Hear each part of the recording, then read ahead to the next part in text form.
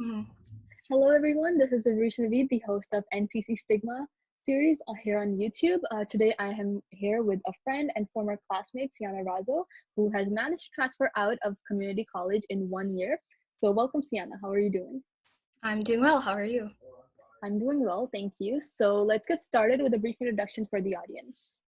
Okay, hi, my name is Cianna Razo. I am 19. I am technically a history major, but I was one or two classes short of actually getting a degree.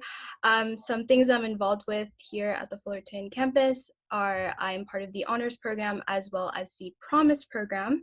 I was doing an internship, a political internship here in Orange County, and I was in two transfer prep programs, which I will be talking a little bit later on. All right, so let's get right into it. So, what was your high school experience like? So, let's talk some stats: GPA, AP classes, honors. Right. Okay. Before I start talking about stats, I think it's really important to talk about my high school because it's a little bit unorthodox. So I went to Oxford Academy, which is a selective college prep school from 7th through 12th grade as part of the Anaheim Union High School District. They have a very stringent admission process. I know they've updated and changed some things, so students outside of the district can now apply. But back when I applied in the 6th grade, only students within the district were able to apply, as well as they looked at my standardized elementary exam scores, my grades from elementary, and the behavioral notes. So if it said anywhere that I was being disruptive or a bad student in any case, they looked through those. And after I met those minimum eligibility requirements, they invited me to take the entrance exam. And again, they've changed some things, but it was a multiple choice and there's a writing component to it. And it's a little bit weird how they selected students. So instead of just choosing the top 200 overall, they selected 25 students in the different junior high areas regionally. So 25 students from Ball Junior High School or who would have attended Ball Junior High School, 25 students who would have attended Lexington Junior High School. And there's 8 junior highs, I believe, within the district to make up the 200 students. And in order to graduate, I had to take 4 AP exams and everyone had to take them. They were AP Lang, AP Lit, US or English, of course, AP US Government, AP US History, and the majority of the classes that were offered were honors, advanced placement, and there were a few dual enrollment courses that were available for upperclassmen. So let's get a bit more depth into the school you attended because it definitely looks a lot more unorthodox than what we're used to. So how Yeah. many students were there approximately? Um, so from 7th through 12th grade, I believe there's around 1,200 Mhm. students. So it was very small. Everyone basically knew each other. There's 200 students about per grade, but once senior year happens, there's usually around 180, 160. So it does decrease. And yeah, it's just a very small school. Everyone knew each other, very tight knit. Yeah. So I know this might be a while back, but why did you choose to attend such a cutthroat academy and not a Um, regular middle school? I think most elementary school students, weirdly enough, already knew about the school because the elementary schools try to publicize students who are in the GATE program to try to apply. That's how I found out about it. And also, actually, my parents, I would say, had the mindset that I was going straight into a four-year university, and Oxford really prides itself as a college prep school. Mm-hmm. Um, and they did definitely prepare me for that kind of environment, and especially for a community college, the rigor and the workload of that. Um, so, I mean, I wanted to challenge myself, and I also want, I guess, the experience of a private school without paying the private school price too. So is this a charter school or is it still a public school? We're not categorized as a charter school or a public school, ironically enough. And so I guess we're in a a little bit of a weird category on our own. But yeah, I mean, it's just called the college prep school. Oh, and I forgot to include, we're actually ranked second in the state of California and 19th in the country. That's really impressive. Yeah, thanks. So you want to continue talking about your experience about what's listed on there? Yeah. So obviously attending a school like that, it's very cutthroat and very competitive. Since everyone is taking APs, as I said, I had above a 4.0 GPA. I passed 7 AP exams. I did dual enrollment. I was executive and board on multiple clubs on campus, and I was even involved in organizations outside. I had academic awards, I had public speaking awards for business. And even then, I still had imposter syndrome, which is, I think, crazy now that I'm reflecting on it. But I knew friends who were interning for Fortune 500 companies for top 10, within the top 10 even. So I definitely experienced a lot of imposter syndrome. And unfortunately, as well, there's a lot of elitism, especially, which is weird for a public school. Mm-hmm. Um, so community college was definitely very stigmatized. And even when I was younger, um, I had a little bit of a stigma surrounding it, because community college was viewed as kind of for students who attended Oxford and didn't really apply themselves, or who succumbed to the pressure of the Oxford environment and couldn't handle it, which is obviously very wrong. Um, but I think it's also rooted in the fact that Oxford prepares you for a 4-year university, so there's not as much talk of going to community college straight after. I think they definitely have gotten better, and especially with the introduction of the Promise program, allowing students to have the first 2 years free, and as well as a lot of other benefits, it's become a lot more um, acceptable and a lot more embraced within the Oxford community. So it is definitely getting better. But I still think there is a little bit of a stigma, unfortunately, and hopefully it gets better. Um, but with the negatives, I will say that I was obviously very intellectually challenged going to, or taking so many APs and Mm-hmm. honors. And there's a lot of resources attending a school like that because of the namesake. So I definitely believe saying that I went to Oxford helped me get a couple of, or be part of a lot of organizations outside of school. So there's drawbacks, but I don't regret going to school like that. So, talking a little bit about your senior year, so did you know from that point that you were going to attend a community college, or did you go through the regular application process that all of us went through, Oh yeah. applied, and then decided? So I remember actually Cypress College, because we're around 5 miles away, I believe, or even less than. Mm-hmm. They came and did a little bit of a presentation on the college program. Mm-hmm. Um, and it was in the beginning of my senior year, so I honestly didn't really think it applied to me. Yeah. And then came March, and I got a slew of rejections, and I started just doubting even the major I applied for and all that. Um, and then talking to some people and getting their advice. I mean, there were people told me to just go straight into a 4-year, because I did get accepted Mm-hmm. to some, and then others who, said the opposite. But talking to them, I realized that really the reason why people didn't want me to go to community college was more of the bias Mm-hmm. against community college, and the idea that like it might make you, look bad. And I didn't think they were really legitimate reasons, and the reasons people gave me on why I should attend, such as, financial reasons, um, and the fact that many professors in community college also teach at university, and other advice, it led me to conclude that I should just go to a community college, and it was ultimately the better option, and I obviously don't regret that. Mm-hmm. So we already bled into the next part of the interview where I was going to ask you why you chose community college, but one Mm. thing that I really want to focus on is at the end of senior year, what a lot of us went through was Mm, we just ended up there. And I think you can relate to that because we didn't necessarily choose to go there. We applied and we got rejected to the places we did want to go to. And even though the majority of the other schools took us in, we decided not to go. Not because those schools were not good, but because we just didn't want to give up on that dream school part of us, uh, yeah. of the experience. And I think a lot of people just compromise and they just go to the ones they got in and then just give up on their dream school. So Mhm. how were you inspired, especially in an environment like that, to still go that route, even when stigmatized, just so you can fulfill that dream of yours?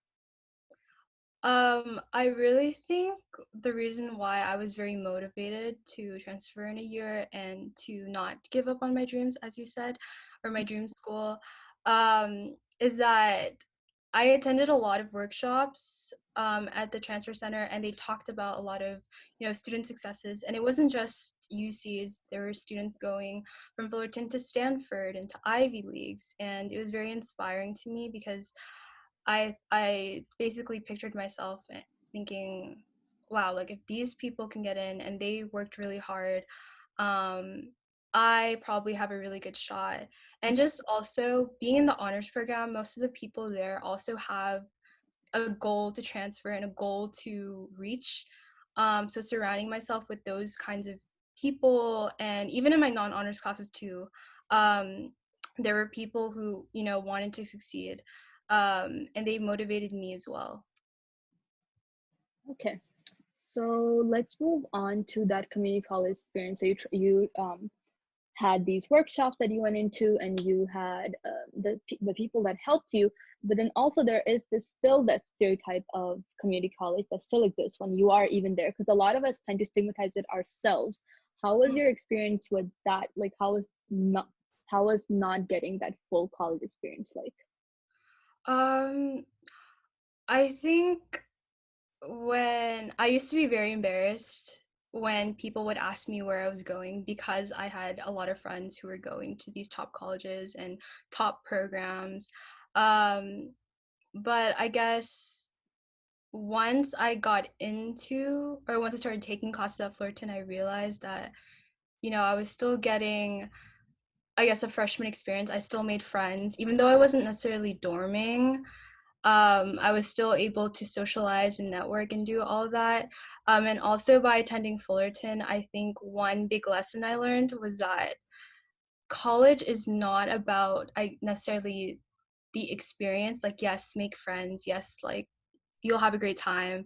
Having, a great social experience is obviously beneficial, but the purpose of college is really to get an education, and at Fullerton I was able to focus on that versus I guess if I went to a traditional 4 year I might have gotten distracted, with dorming and all of that. um, so I guess once I changed my mindset from thinking, oh, I'm losing out on the college experience, and instead thinking, wow, I'm getting a college education as much as anyone else, that's when I started to fully embrace it, and definitely I started to get less embarrassed about going. Yeah, I agree with all of that. I had the exact same experience as you did. So Yeah. let's move on to how you did apply Mm, from Fulton College to all these universities that you we're going to talk about later. So let's yeah. get a little bit into that. Okay. So before I start talking about like advice and generally my experience, I do want to say that everybody's academic college experience is different, and you should take everything I say with a grain of salt. Um, and also, I guess the majority of college decisions are based on luck. Yeah. So honestly, I don't even know why I got in. I mean, I have general ideas, but I don't know what my admission reader said or what they wrote about on their notes. So really just try to be as authentic as possible and get as much advice as you can from other people. Um, Mhm. so without further ado, the first slide or the first topic I wanted to talk about were the resources available, and these are what I utilize at Fullerton College.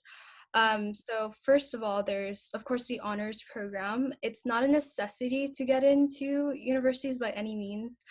Even UCLA or UC Berkeley, I've had friends who didn't take the honors route and they still got into both schools.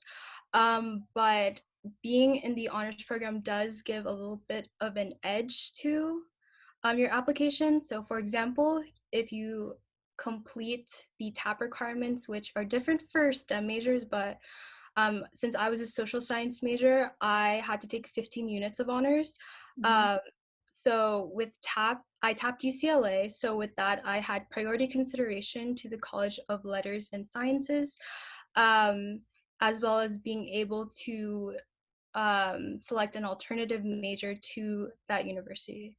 Um, in addition, I also tapped UCI, which enabled me to get honors to honors. So I believe if I had a 3.7 or higher, as well as completing the TAP requirements, I would be automatically considered for the honors program. And then I linked the UCLA TAP website, which goes a little bit more into depth. I'm not going to click on it because I essentially just summarized the majority of what is included. And then secondly, I included a link to the honors transfer agreements from Fullerton. So there's also descriptions about Cal State Fullerton and I think other private schools as well. So definitely worth checking out. Another resource I utilized was the Transfer Center. They have workshops, there's counselors there. And the workshops were very, very helpful because honestly, um, right after senior year, I thought the application process would be the same or the way they view it, but I didn't even know there was a difference between holistic and comprehensive review, which is something I talk about in the next slide. Um, and then, of course, visit counselors, but make sure to have questions because they can't help you if they don't know how to help you. And then counselors can read your personal insight questions. They can give you advice on what classes to take. So definitely utilize them. And then also visit the UC counselors so you can ask direct questions to them. And I didn't know this at the time, and I'm not sure if all the universities work like this, but for the UC Berkeley rep I visited, he was also the main application reader. So I found out because Berkeley sent me a follow-up email with the video from the person who read my application, and it was the same person.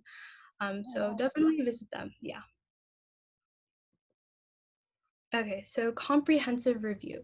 So for incoming freshmen, they view your application holistically, which means there's no one aspect of your app that weighs more heavily than the other. Obviously, get good grades, do all that, but again, holistic is very much different than comprehensive. So this is a direct quote from the Berkeley Transfer Requirement website.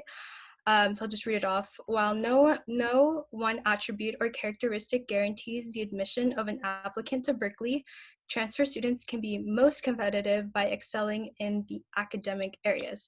So obviously your grades are very important, but academics could also mean your major prep, which again is another slide. But something to note is that getting a 4.0 doesn't mean that you'll get accepted.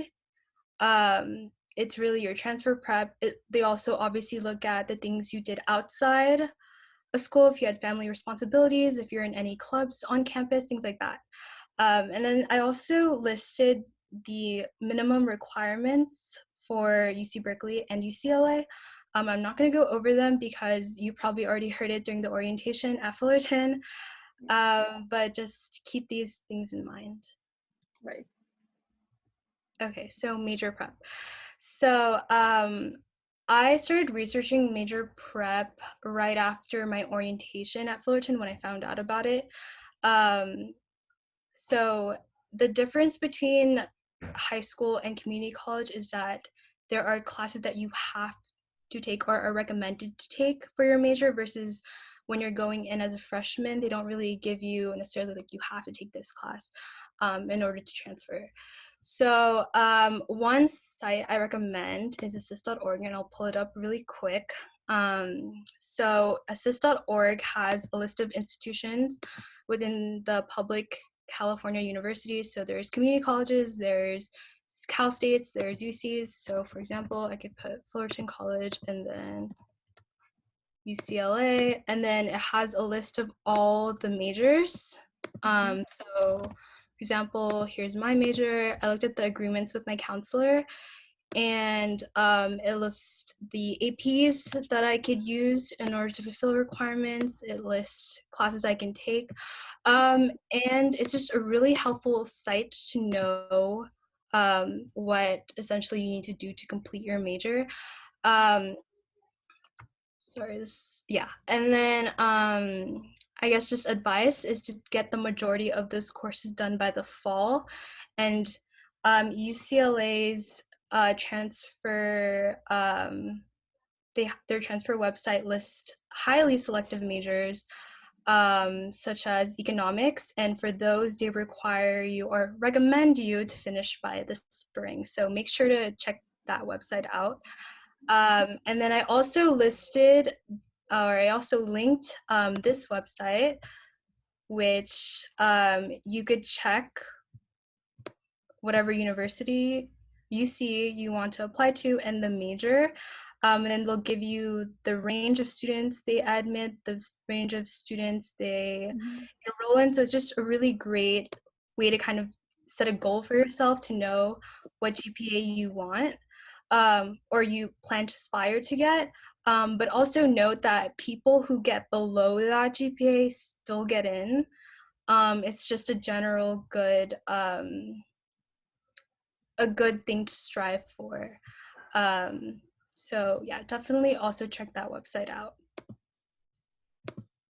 Okay, so next up is the IGETC. Now these are your general ed. IGETC stands for the Intersegmental General Education Transfer Curriculum. Um, So there's not really that much to say about these. Again, I'm pretty sure they've already covered it during orientation. Just know that your APs do count except for the critical thinking and English component requirement, as well as try to get your English and your math done by the Mm-hmm. fall. This is directly from the UCLA transfer website. And then for these, I linked the I get C articulation from Fullerton. Mm-hmm. And then I also just linked the website to talk more about I get C in general.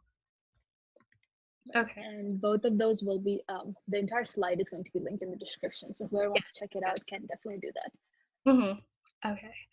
And then next, so as I've said, I was part of transfer prep programs. So all the Mm-hmm. UCs have transfer prep programs actually.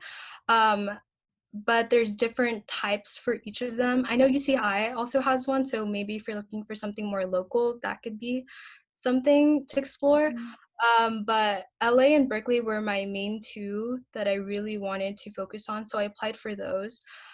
So the Center for Community College Partnerships, CCCP, um, for this one, it's a little bit more selective. You had to submit mini essays. Since I applied out of high school, I submitted my high school GPA. I would assume for people who've had a year of community college or so, they would submit their Mm-hmm. community college GPA.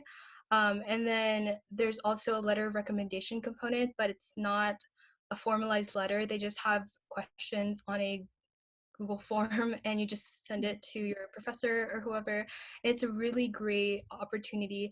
There's multiple programs within this. So there's a STEM one, there's a condensed version, which is just 1 day, there's a 3 day one, there's a week one. It's all free, but some programs just have different requirements. And for my experience, I was able to attend UCLA several times, which also factored into my decision of deciding to attend UCLA. They talk about the college experience. There's workshops on financing your way through college. There's the option to have your essays read by former students or current students, I mean, and they also go into depth about critical race theory. So overall, it's just a really amazing experience to network with people, meet people from different areas, from different community colleges, as well as you have an assigned peer mentor, and this peer mentor is assigned to you based off your regional location. However, since Fullerton College is not within the LA area, I was kind of grouped with other people who were from the OC area instead, or from other community colleges not within LA, which was still fine. So my peer mentor read my essays, checked in with me every month. It was just a great way for me to kind of have someone to ask advice with about the UCLA application, or about UCLA particularly.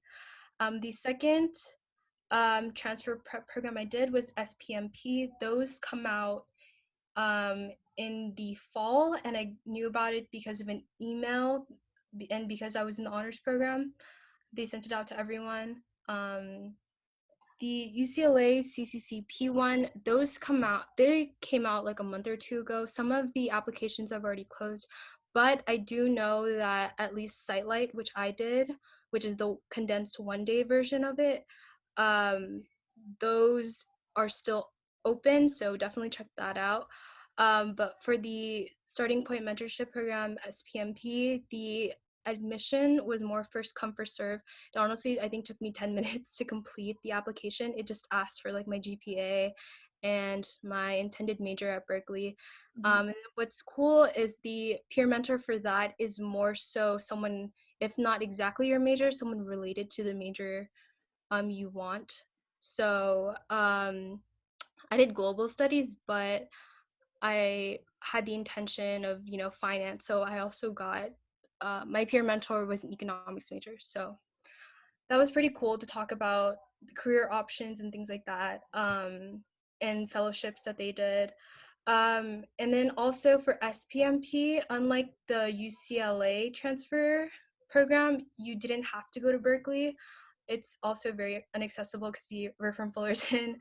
Yeah. But we watched, or I was given links to webinars where they talked about the college process. And although a lot of the information did overlap within each other, it was still great to see different perspectives from a UCLA admission reader versus a Berkeley admission reader, and see commonalities and things I could, do. So definitely, if not these two transfer prep programs, apply to something that's regionally close or something that you're interested in. So yeah, definitely recommend those. So and I'm not sure you would know this for sure, but currently in the pandemic Mhm. situation we're living in right now, do you know if these are going all online or how the application process have changed? Yeah. So they are going remote. So, I mean, if you're interested in UCLA and you're kind of scared about, having to actually go there physically, or you don't know if you have the means of transportation, um, I know that their summer is going remote. I forgot to mention, but the CCCP program, you have to visit the campus several times.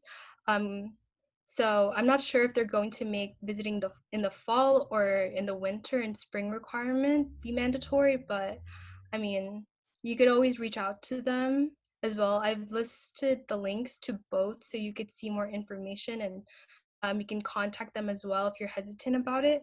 Um, but yeah, I'm definitely sure the summer is going to be online. Mm-hmm. Okay. Okay, so next I'm going to talk about the activities and the essay portion. So I think activities is something that a lot of people neglect. And even I think my freshman application, looking back at it now, this is something I did in like an hour, and I kind of just like listed everything very passively. But what I did differently this time was I spent more time on it.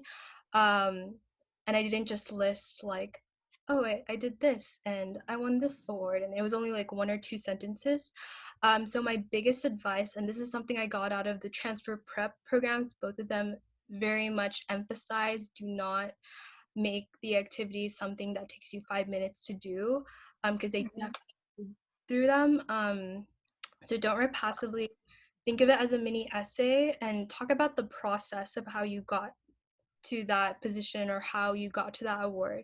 So, for example, I talked about winning a public speaking, a marketing plan competition, and I didn't just say like I competed against 30 people or 30 groups and like blah blah blah. Instead, I said like in a previous competition, I only placed, or I didn't place to the standard I wanted. So I worked with my teacher profusely. I spent extra time editing. Like I talked about the process, and they want to see that you're not just someone who like everyone can win an award, but or can just list an award, but certain people have the ability to actually talk about the process and reflect on it and say like what they've learned from that experience. That's what they want to see. So think of it as a very very mini essay per se. Mm-hmm. uh, so now I'm going to talk about the essays, the personal insight questions. So I just listed some feedback resources that I used. So I went to the transfer center. I had my essay read there, um, and the counselors from there. I talked to the Berkeley representative. I didn't read my essay to him, but I did go over some ideas I was thinking of.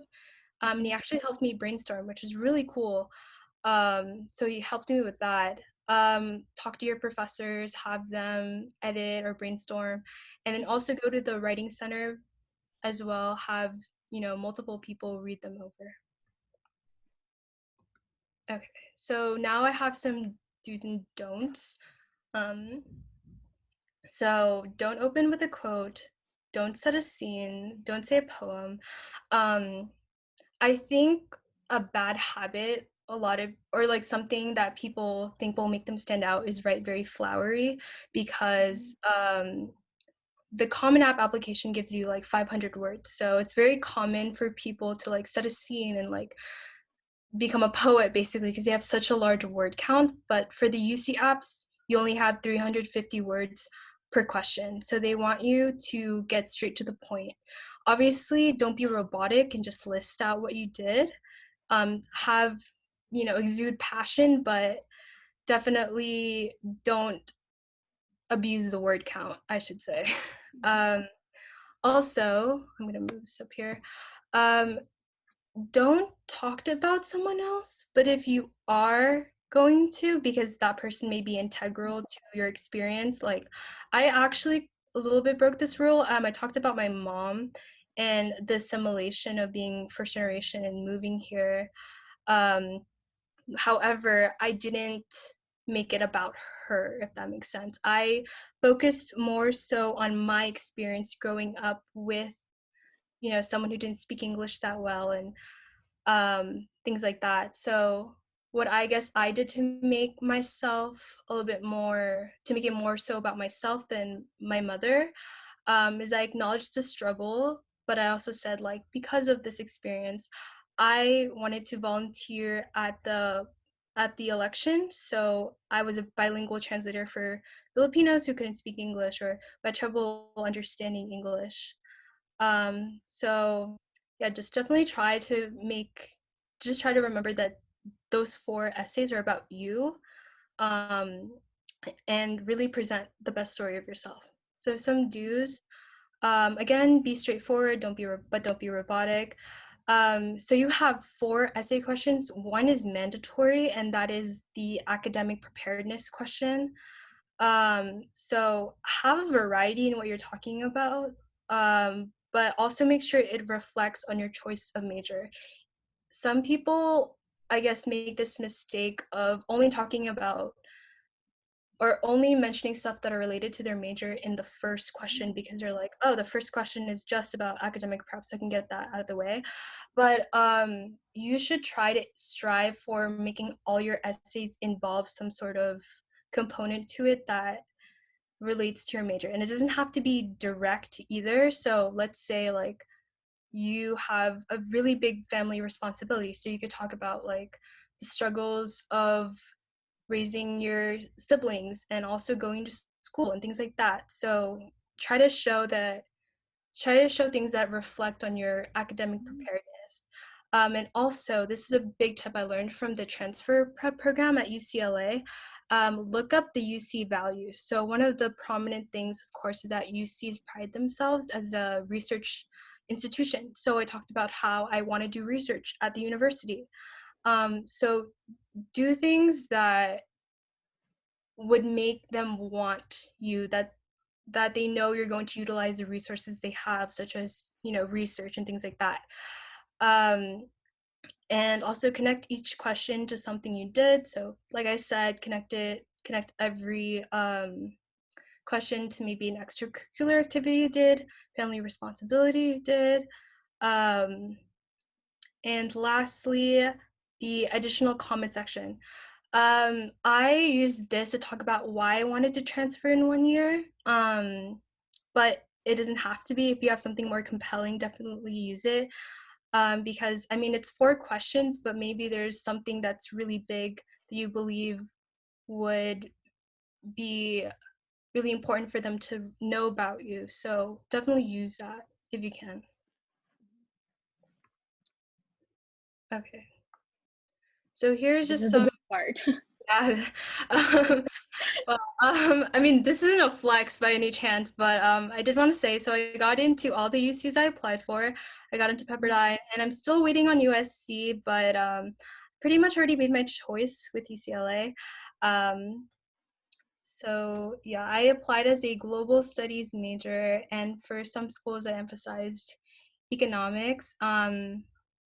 Yeah. So now I'm going to talk about why I chose UCLA. So when I was in high school, I my biggest dream was to go to Berkeley. Like I had the full intention when I was going to community college that I was going to work super hard to get into Berkeley. And when I did get in, I mean, I was obviously very happy and I was very excited and I cried so much, like an hour, because I felt like all my, hard work came true. However, knowing that UCLA was coming out, I guess a week later, I still had a little bit of hesitation. Hmm. Um, and so when I got into UCLA, however, I guess it was a gut feeling, and I just knew that this was the college for me. And aside from the gut feeling, I talked to counselors. I think that's something that I think everyone should do. Talk to counselors, talk to friends, talk to relatives, and also do your research on your major that you applied for. So I got in for global studies for both campuses, but UCLA's was just a little bit more established compared to Berkeley. Berkeley's global studies was fairly new. I had the opportunity to study abroad. There was an honors research thesis component to it, so that was one of the main reasons why. I also looked at the location. I love SoCal. LA has so much diversity. It's one of the most applied to schools in the nation. So that also factored in. Being that I was a global studies major, I really valued diversity in the school I attend. And obviously the networking opportunities being a Bruin. Hmm. Um, so I think those are really the main reasons why I decided to commit to UCLA, but really ultimately, I know you shouldn't like go into something with just your feelings, but I think your gut intuition is also really important because you don't want to go to a school just because of the ranking or just because of the prestige. You want to go somewhere where you feel like you can thrive, and that's what I felt like when I got into UCLA. So I didn't ask this earlier, but I do want to ask now. Why did you choose to do 1 year instead of the 2 years? That's the more typical route that people take. Yeah, well, for one, I had a lot of credits going in. As I said, I took like a lot of APs and dual enrollment. Um, so I mean, I could have done 2 years, had a little bit less stress and less overload, I guess, and it would have been fine. But for one, if I didn't get in this year, it's fine. I could have just done a second year and like it wouldn't really matter. I wouldn't be behind or anything. And secondly, um, I guess one of the main reasons why I wanted to finish in a year was because I felt like I was ready. I attended those Hmm. workshops, I talked to my counselors, and I just knew that, you know, I was ready to go to straight to a 4 year university, um, because of all like the credits I had and I guess maturity wise too. Hmm. Definitely, if I went straight to a 4 year last year, I wouldn't be too the the headspace I am right now, and I think I definitely learned lots already having taken so many classes. Um, so that ultimately was the reason why I decided to finish in a year. And I really congratulate you for doing that because that takes a lot of hard work. And a lot of people don't really know about that one. I mean, I didn't really, I mean, I knew about it and I was like, that's, I'll just do the 2 years instead because I don't want to rush it. I kind of want to take it slow. Mhm. Um, so most people go for that route, and then also the 3 year route is also very Oh, common. yeah, And I've seen people yeah. get into UCLA and stuff with that too. So what advice do you have for high schoolers who want to take the same route as you, or maybe the 2 year, or even the 3 year route at a community college? Okay, so just general advice. Mm-hmm. Um, if you're planning to do 1 year, just know it's a very huge time commitment.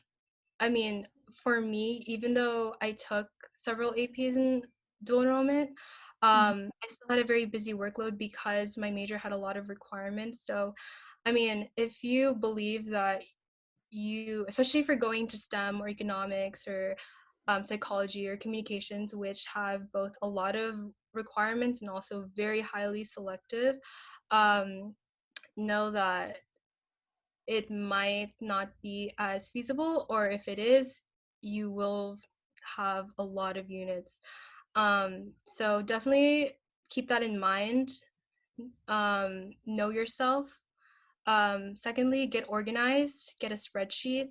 I know what I did was I had a spreadsheet of all the colleges I applied to, deadlines, the major I was applying for, the admit rate, things like that. Just to keep everything very clean and concise. And also, that's what I sent to when I asked my professors for a letter of recommendation so they knew where I was applying. Um, also have, I mean, these are all like not necessary, but I would say get a Google Calendar, get organized, because you are probably going to take a lot of units, as well as also keeping track of the deadlines for admissions and other things like that. Third, research as much as possible. If you already have the mindset that you're going to finish in 1 year, start researching. I started researching, I would say like in May and April-ish, because that's around the time when I already found out where I already made up my decision. So I started very early. Um, Also have people with different perspectives read your PIQ. So a good rule of thumb, and this is something I learned in high school actually going to Oxford, was that have your best friend read your application, have a complete stranger, so that could be like your counselor or something, who knows basically nothing about you besides maybe like your stats and your grades, and then have someone in the middle, so maybe that could be like a professor you're close with. And I'd say that is something I applied here as well, because asking your best friend or asking like your mom or someone you're very close with, they're the person who knows you the best. So if they feel like you're missing something, if they feel like you should include something in your application, or if they feel like you're not being authentic enough and you're not showing yourself, there's someone who would tell you that. And if you're asking a complete stranger who only knows maybe like your stats, like a counselor, they'll tell you if you're coming across very robotic, or if they have, or after reading those 4 essays, they still have a lot of questions about you. They don't really know, or they can't really picture you attending a UC or something like that. And then have someone in the middle, like your professor. They're just a good balance, and someone who could give you additional advice. So yeah, definitely get people from multiple perspectives. I know I had a lot of people read over mine. I got to, I think, 5 drafts with mine. I started in, I want to say, September. I just kept Mhm. editing and adding stuff and getting multiple perspectives. And then lastly, talk to your professors during office hours. One of the things I unfortunately had a believed in with the stereotype of community college was that people just go to community college, go to their classes and then go home. But professors are so understanding at community college because they also want you to succeed. And again, a lot of them also teach at the university level, so they know what to expect. So if you need, academic advice about the class, or maybe like you need an extension, it's a very urgent one. More than likely, if they're not going to give it to you, they'll like give you advice or something like that because they want you to succeed, they want you to transfer. Um, and ultimately, like if you're looking for a letter of recommendation, they're also like good people to talk to, or that's obviously a Mm-hmm. way to get one. And just overall, they're pretty cool. Like it's a the benefits of going to a community college, whether you're taking honors or non-honors, are the classes are usually smaller than if you go to a traditional UC or even like some privates as well. So utilize the fact that it's a small classroom, that you're more likely to talk to your professors because you never know when you might need someone to do letter of rec or you need advice for something. And also, you're more likely to make friends that way. I mean, that's how I got to know you because we were in the same classes and we were in the same group projects, and you get Yeah, to see the same people over and over again. If it was a 4 year and we were in a 400 people lecture hall, yeah, I don't think I definitely. would have known you. Yeah. Yeah, that's basically all my general advice and tips. Right. Thank you so much for doing this. I know it can be hard to talk about such a personal experience, especially when it's so stigmatized. And I know you can feel incredibly vulnerable, but I still want to thank you for reaching out and sharing so much great research that you have done and compiled together, because I know it has helped me and it's going to help a lot of other people too. So thank you Mm, so much. thank you for giving me the opportunity. Mm-hmm.